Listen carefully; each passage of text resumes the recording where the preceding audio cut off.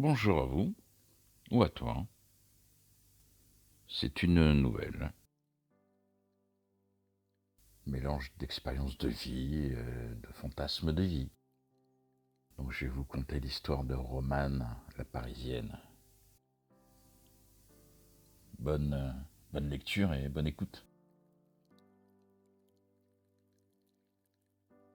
Romane est parisienne. Elle vit quartier Montmartre, dans la ville lumière. Elle est belle, rayonnante, 1,69 m, fière allure, et des douces lignes et courbes qui affolent la jante masculine. Elle s'en fout de son aspect, de ce que la nature avantageuse lui a donné. Elle file, elle trace la route ce matin de juillet. Elle regarde devant, d'un air assuré. Elle marche vers son destin, mais elle ne le sait pas encore.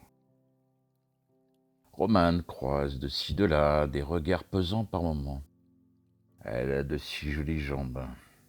Comment ne pas être attiré visuellement par cette jolie femme d'une trentaine d'années? D'ailleurs, comment lui donner un âge? Elle semble intemporelle tellement elle est belle. Moi, je suis attablé sur la terrasse d'un café. Le café parisien avec ses serveurs à brassière, comme dans l'ancien temps.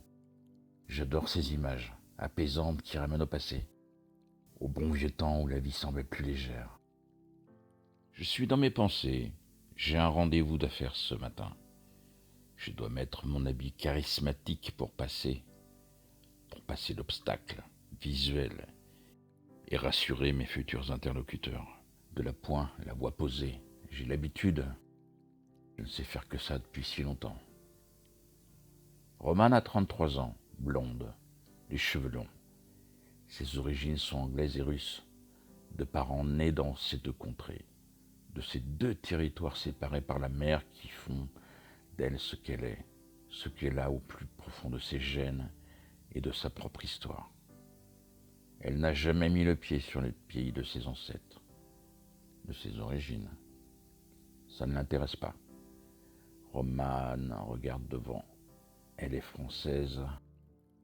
Après tout, pourquoi regarder derrière, se dit-elle. Elle regarde devant, Romane. Elle ne cherche pas plus. Qui elle est? Elle sait qui elle est. Moi, je ne sais plus trop qui je suis devant mon café.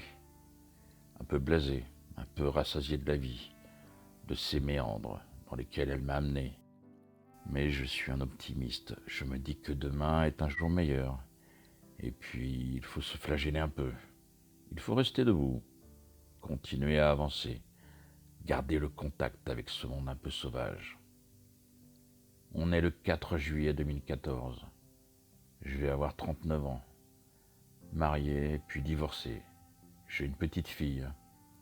Mon petit trésor de vie. Celle pour laquelle je me lève tous les matins.